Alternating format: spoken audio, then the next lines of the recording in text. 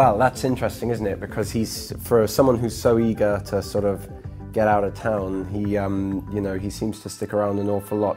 Yeah, there is something keeping him in Mystic Falls, and it's not just Caroline, although she does play a part in that.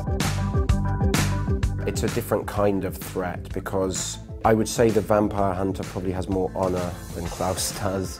You know, Klaus has his own brand of honour, I think, but the vampire hunter truly comes at it with a sort of purpose, with what he sees as a God-given right to end all the lives of all vampires, or the lives is probably the wrong word.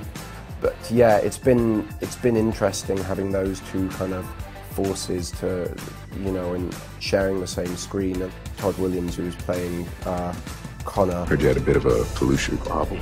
Who's really just a great guy, a fantastic actor, and he has an amazing voice, and I thought that was my thing on the show, and then he came in all deep and resonant, and we did the read-through, and I thought, man, who's this guy stealing my thunder? So there you go, yeah. But it's been incredible. He's really got a dominant presence, and so I've had to up my game a little bit.